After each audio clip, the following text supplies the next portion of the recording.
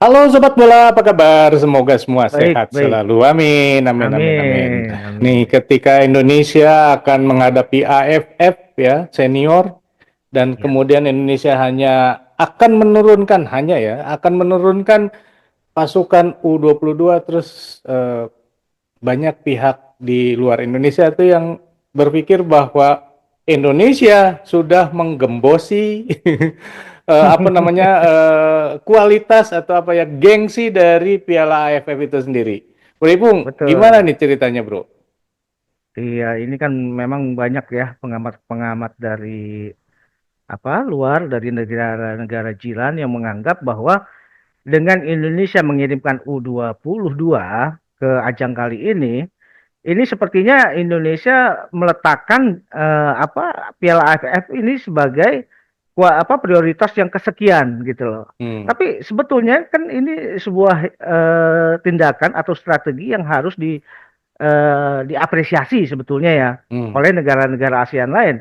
Berhubung Indonesia saat ini juga lagi sibuk menghadapi kualifikasi fase ketiga ya hmm, Piala Dunia. Dan seharusnya dengan semangat kebersamaan ASEAN, justru Indonesia ini yang harus mulai katakanlah didukung oleh hmm, negara-negara ASEAN lain. hmm, Bahkan kalau kita lihat kecenderungan atau apa yang terjadi belakangan ini, bagaimana Madam Pang dari Thailand itu pun juga sudah menyerukan bahwa sebaiknya Thailand dan negara-negara Asia Tenggara lain itu support Indonesia habis-habisan hmm, untuk bisa melangkah ke Piala Dunia. Ini sebuah langkah yang bagus kalau menurut saya ya bahwa hmm, statement yang disampaikan oleh Madam Pang ini kan bagian dari rencana grand design ya, upaya untuk membuat AFF itu mulai dilihat gitu hmm, loh. Cuma masalahnya ada juga negara-negara jiran yang merasa keberatan ketika Indonesia hanya menurunkan pemain under 22. Apalagi kalau kita lihat dari skuad yang dikumpulkan oleh STY di Bali, hmm, itu rataan pemain hanya berkisar usia 20,6 hmm, gitu loh.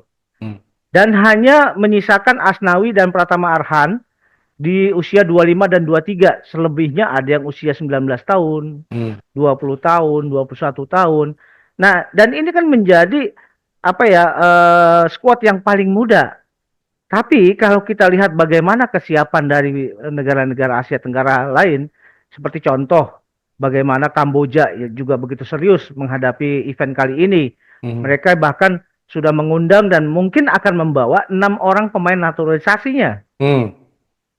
Kemudian dari Thailand pun juga seperti itu. Mereka juga menganggap bahwa tetap kita harus harus mengapresiasi gelaran AFF ini. Hmm. Justru kalau saya lihat sebetulnya Indonesia bukannya tidak ingin mengapresiasi gelaran AFF, cuma persoalannya adalah benturan kepentingan dan strategi yang lebih penting untuk Indonesia bisa katakanlah tampil di Piala Dunia nanti gitu, Bro. Hmm. Ya memang karena kan kalau misalnya tim utama ini juga main di AFF, yang pertama mungkin masalah izin, ya kan Iya, karena pemain Indonesia kan sekarang ini banyak yang bermain di luar negeri dan itu belum tentu betul. mudah karena AFF sendiri tidak masuk ke dalam kalender FIFA sehingga ini kan yang akan menyulitkan daripada nanti berharap yang utama ternyata nggak bisa kan mendingan udah sekalian aja yang muda. Betul, betul. Bahkan gini, sebetulnya kan kayak Malaysia, mungkin juga Thailand, apalagi Malaysia dengan ada klub JDT yang masih berkiprah di ACL, Asian Champion League, itu juga kan hanya 3 pemain yang dibawa dari skuad JDT untuk Hmm, di timnasnya timnas. Malaysia di AFF kali ini.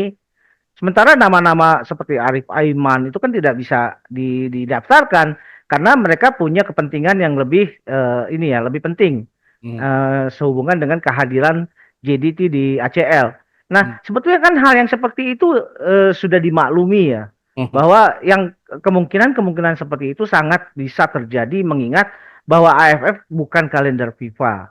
hmm, Bahkan ada satu pemain warisan dan Wan Kuzain dari timnas Malaysia yang menolak, dengar-dengar sih menolak ya. hmm, Karena dia beranggapan begini, Ngapain saya berangkat 26 jam penerbangan untuk sebuah pertandingan yang tidak diakui oleh FIFA gitu loh. Jadi ini juga kan mengundang kemarahan dari netizen sepak bola timnas Hmm. Malaysia gitu loh.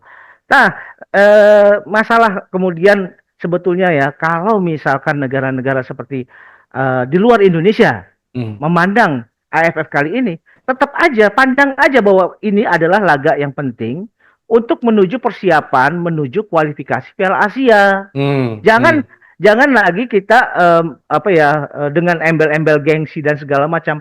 Masa sih gitu loh. Kita melawan Indonesia yang hanya tampil dengan pemain yang rata-rataan usia 21 tahun aja nggak nyampe gitu loh. Hmm. Dan mereka itu yang sebetulnya mereka khawatirkan ya bahwa Hmm. gengsi sebetulnya. Nah, kalau gengsi ini dikesampingkan, sementara mereka mulai berpikir, mereka juga harus menemukan formula yang tepat untuk bisa menampilkan skuad yang sesungguhnya, skuad yang juga berkualitas menghadapi kualifikasi Piala Asia nanti gitu loh. Jangan berpikir gengsi lah, saya pikir. Tapi memang sih mau tidak mau Hmm. karena Indonesia punya apa namanya agenda, punya acara yang lebih bergengsi dalam hal ini adalah kualifikasi Piala Dunia. Ya otomatis Ya, dong AFF ini jadinya kayak nomor 2, nomor ketiga, nomor kesekian gitu kan. Wajar kalau menurut betul. saya. Masalahnya yang lain nggak gitu, yang lain nggak ikutan kualifikasi Piala Dunia kali ini gitu kan. Betul, betul. Ya memang seperti itu ya. Jadi manfaatkan saja AFF gelaran kali ini untuk mulai membenahi kesiapan timnas negara masing-masing. Hmm. Kan di luar Indonesia semua kan masih Hmm. ada agenda untuk menuju kualifikasi Piala Asia. Hmm. Jadi itu yang dimanfaatkan gitu. Tapi sebenarnya kalau saya melihatnya gini, karena Hmm. timnas negara-negara tetangga ini sebenarnya pengen nyobain juga nih lawan Indonesia yang tim inti ini kayak gimana. Kita bisa menang nggak gitu kan? Anda pengen Betul, pengen itu gitu. Iya. betul. Sebetulnya gini, kalau di luar kalender resmi FIFA, agaknya sulit ya untuk Mhm. bisa membawa Indonesia tampil dengan tim utuh Mhm. seperti yang Mhm. diharapkan oleh negara-negara Asia Tenggara untuk mencoba ngetes Mhm. kekuatan. Sebetulnya Mhm. Indonesia benar nggak sih seperti yang digaung-gaungkan orang lain Nah, gitu iya, loh. iya, iya. Nah ini mereka begitu. Cuma permasalahannya kan kalau di luar kalender FIFA Mhm. sangat sulit. Mhm. Pemain kita banyak abroad di luar gitu loh. Mhm. Dan pemain-pemain kita ada di liga-liga yang cukup lumayan. Ada Mhm. di apa di Italia, di Belanda, Belgia dan segala macam. Nah, kecuali ya kalau misalkan ada di acara friendly match katakanlah ya, Mhm. itu Mhm. ada usaha untuk mempertemukan antar Mhm. negara-negara ini. Mhm. Tapi ini yang masuk dalam kalender FIFA. Cuma Mhm. persoalannya apakah Indonesia-nya mau gitu loh. Ya kan? Iya, iya, Karena iya. saya pikir gini, Indonesia kadung ya, kadung dalam kondisi saat ini momentum sedang bagus. Mhm. Ngapain juga ngelawan pemain-pemain timnas-timnas Asia Tenggara lain. Mhm. Sementara banyak juga dari negara-negara lain di luar kawasan Asia Tenggara Mhm. itu juga penasaran dengan kekuatan timnas Iya, kita. iya, iya. Jadi sebetulnya kita diuntungkan dengan kondisi masyarakat sepak bola global itu Mhm. kan lagi ini ya, lagi Mhm. penasaran dengan kekuatan Mhm. timnas kita. Mhm. Mhm. Nah, ini kan membuka peluang apabila terjadi friendly match, mereka nggak akan apa ya, nggak akan sungkan atau Mhm. nggak akan ini ya berusaha nyari gengsi gitu ya Mhm. untuk tidak mau melawan Indonesia gitu loh. Mhm. Walaupun sebetulnya ada kekhawatiran juga karena mengingat ranking Indonesia yang masih di bawah 100.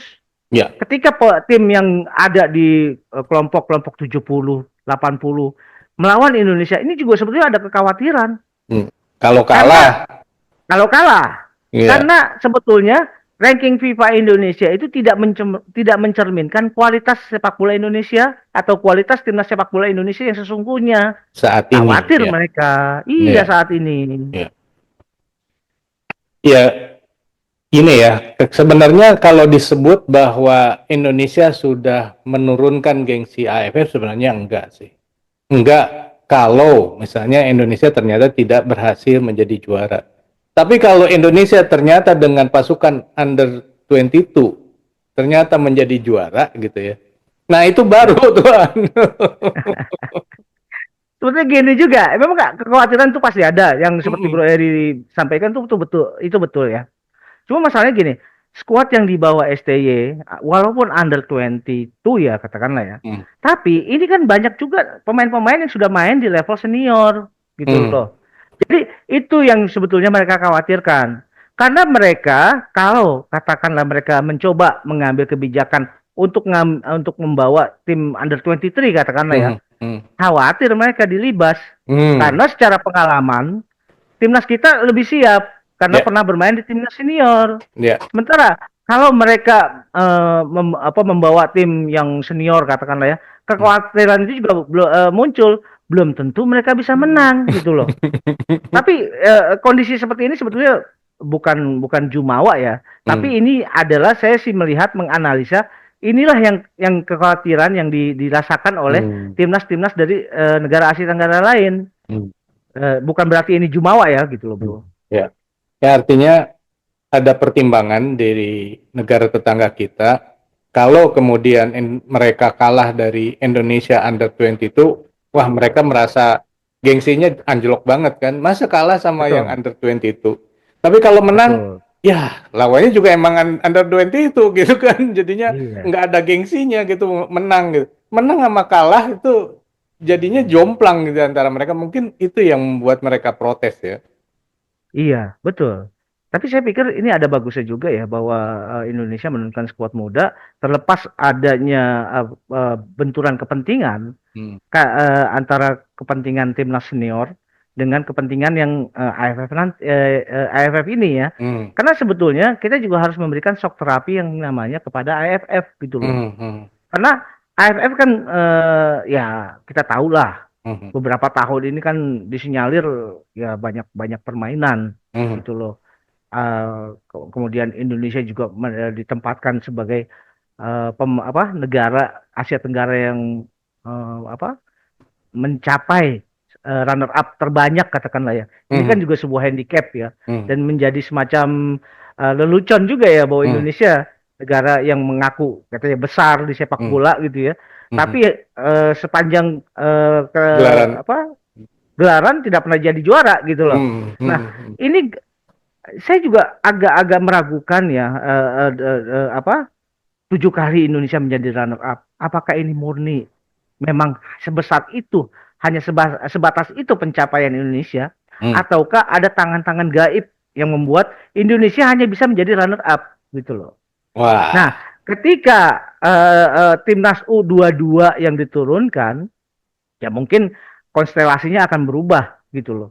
Hmm. Apalagi Indonesia saat ini di bawah STY ya, mungkin Hmm. STY boleh dibilang lebih punya komitmen untuk membangun persepak bola nasional Hmm. tanpa embel-embel kepentingan lain gitu loh. Ya, ya. Jadi ini yang sebetulnya kita harapkan bahwa dengan U22 ini tetap aja bahwa Indonesia tetap akan menampilkan permainan yang bagus menurut saya sih seperti itu. Ditambah satu lagi, Bro, alasannya bukan cuma STY tapi juga Ketua Umum PSSI Erick Thohir ini kan juga termasuk keras nih dalam hal bermain-main gitu kan. Jadi Betul. kalau dulu mungkin tidak jadi juara karena ada sesuatu di antara, ya kita nggak tahu ya. Tapi kan ceritanya banyak juga nih di berbagai podcast ya, bahwa di pengalaman masa lalu itu banyak juga cerita-cerita bahwa pemainnya yang diatur lah, pelatihnya yang diatur lah supaya kalah gitu kan. Nah mungkin aja di masa lalu juga kejadian seperti itu, apalagi di level final gitu ya. Yang Ya, pastinya juga tidak ecek-ecek bayarannya gitu kan.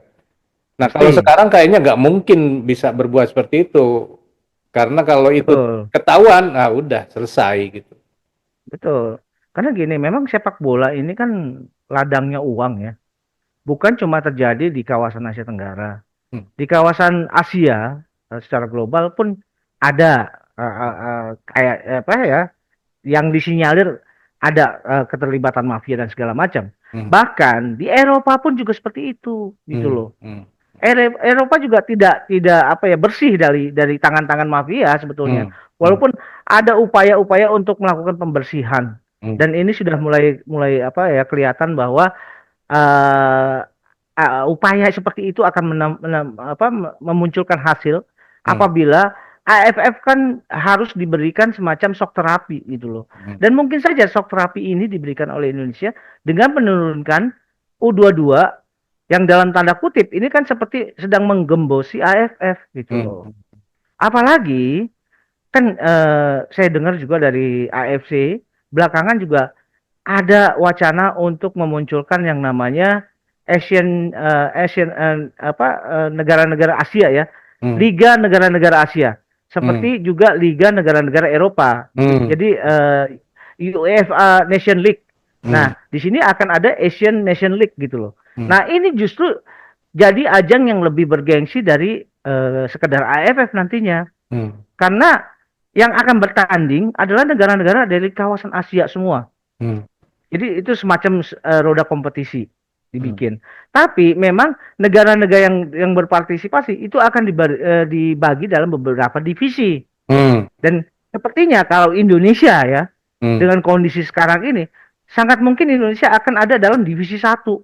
Hmm. Divisi 1 itu tempatnya Jepang, Korea, Arab Saudi, Qatar, Iran, Hmm. Uzbekistan. Hmm. Sementara di divisi berikutnya ya negara-negara ya mungkin dalam hal ini dalam tanda kutip ini sih sekedar ini ya analisa ya. Hmm. Mungkin di situ tempatnya Thailand Hmm. gitu loh.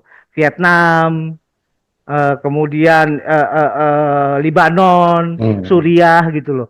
Ya Hmm. itu bisa saja terjadi ya. Hmm. Karena saya pikir gelaran yang dilakukan oleh UEFA dengan Champion League di Nation Champion League itu kan memberikan semacam inspirasi ya bahwa AFC juga akan mengambil jalan yang sama Hmm.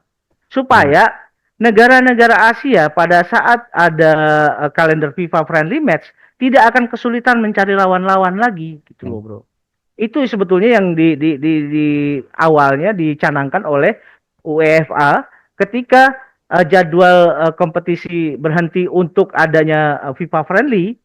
Nah ini negara-negara Eropa jadi tidak perlu lagi mencari lawan gitu loh. Mereka sudah berkompetisi di Champion League Nation gitu loh bro. Hmm.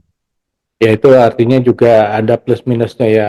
Plusnya adalah mereka sudah ada lawan, tapi minusnya seperti Indonesia mau melawan Eropa jadi sulit karena semua slot di FIFA Matchday-nya udah dipakai untuk di antara mereka sendiri gitu. Ya mungkin ini Betul. ada plus minusnya ya. Tapi balik ke Ya. AFF ya. Ya. Apakah kali ini Indonesia bisa jadi juara? Mengingat STY ini kan belum pernah memberikan trofi. Ya. Saya pikir gini ya, setiap kali gelaran AFF digelar, Indonesia pasti jadi negara unggulan. Hmm. Itu udah pasti. Hmm. Nah, tinggal bagaimana, apakah dengan kondisi, dengan skuad yang U22 STY bisa, Hmm. saya yakin masih ada kemungkinan kita bisa mencapai itu. Hmm. Mengingat kita lihat bahwa kondisi persepak bolaan seperti Vietnam Hmm. sedang bermasalah, kemudian Malaysia sedang bermasalah, Hmm. sementara Thailand stagnan di Hmm. tempat, Kamboja juga tidak kunjung naik, walaupun kita Hmm. harapkan itu juga Hmm. mulai meningkat. Hmm. Sementara kalau kita lihat Singapura pun juga sedang mengalami kemerosotan kualitas. Hmm. Hmm. Jadi momentum itu ada, Hmm. mengingat bahwa kondisi negara-negara yang lain itu Hmm. tidak sebagus momentum pertumbuhan dan peningkatan kualitas persepak bola nasional. Hmm. Jadi saya pikir dengan U22 sekalipun Indonesia punya peluang jadi juara. Wah, kalau jadi juara ini jadinya apa namanya? Pecah telur nih, STY bisa bawa Betul. trofi. Tapi kalau Betul. misalnya lawan terkuat kira-kira siapa ya? Karena ini lihat sedikit ya di Mm-mm. AFF wanita nih. Wah, Indonesia masuk final Ya, nih dan di final kita Indonesia ketemu sama Kamboja coba. Kamboja ya, bukan Vietnam, bukan Thailand. ya. Karena saya dengar Thailand, Vietnam, Filipina itu tidak turun ya. Hmm. Jadi Indonesia bisa ketemu Kamboja di final. Hmm. Nah, ini juga kan kemudian kita lihat bagaimana momentum persepak bola nasional akhirnya memunculkan juga pertumbuhan-pertumbuhan sepak bola di sektor wanita, katakanlah ya. Hmm. Hmm. Apalagi kalau kita lihat perkembangan secara global persepak bola nasional, itu kan semuanya sedang naik. Hmm. Hmm. Kita untuk level U17 level U20, 23 senior semua masuk Piala Asia Mhm. gitu loh. Tidak ada yang lewat satupun. Mhm. Bahkan timnas perempuan yang wanita pun saat ini di AFF juga masuk final gitu loh. Mhm. Mhm. Jadi, nah ini kan sebagai gambaran bahwa secara global pertumbuhan dan peningkatan kualitas sepak bola nasional itu sedang naik gitu. Mhm. Dan ini yang harus dimanfaatkan. Ya. Gitu. Dan ini kan pertama kalinya ya Indonesia maju ke Piala Asia untuk semua kelas gitu ya. Di mana Betul. sebelum-sebelumnya belum pernah terjadi. Betul, betul. Ya. Nah, ini juga kan mengundang ini ya semacam apa? Keingintahuan ya Hmm. dari negara-negara Asia Tenggara lain. Bagaimana Indonesia dalam waktu tempo tidak panjang, sekitar 4 tahun lah ya, Hmm. itu terjadi sebuah revolusi, bukan evolusi lagi, tapi Hmm. revolusi perkembangan sepak bola. Hmm. Yang tadinya Indonesia tidak pernah hadir di U17, U20, U23 dan senior. Bahkan ini semua tampil Hmm. gitu loh. U17 tampil, U20 tampil, U23 masuk semifinal. Hmm. Senior masuk 16 besar. Hmm. Ini kan sebuah lompatan kualitas yang sangat menakjubkan sebetulnya. Dan Hmm. ini juga yang kemudian menjadi highlight dari para netizen sepak bola dunia sebetulnya. Hmm. Bahwa ya, ini ada kekuatan baru dari Asia, Indonesia, yang tiba-tiba muncul. Hmm. Yang entah bagaimana caranya mereka bertransformasi.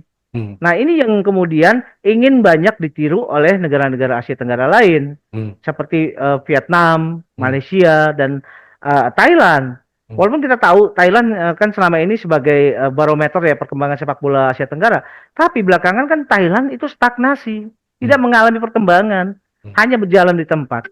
Sedangkan Vietnam mundur, Hmm. Malaysia mundur, Hmm. Singapura mundur, Hmm. gitu loh. Ada sedikit peningkatan di Kamboja, tapi nggak kunjung seperti yang kita harapkan, belum Hmm. mencuat gitu loh. Hmm. Hmm. Yang mencuat justru cuma Indonesia, Hmm. itu bro. Oke sobat, itulah obrolan kita mengenai AFF ya, di mana Indonesia akan berhadapan dengan Vietnam lagi ya di sana nanti. Kalau menurut sobat sendiri Indonesia bisa jadi juara nggak di AFF kali ini? Kalaupun misalnya jadi juara, kira-kira siapa lawan terberat di AFF ini? Silakan tulis di kolom komentar. Sekian dulu obrolan kita lanjut di obrolan lain. Sampai jumpa, bye. Thank you bro.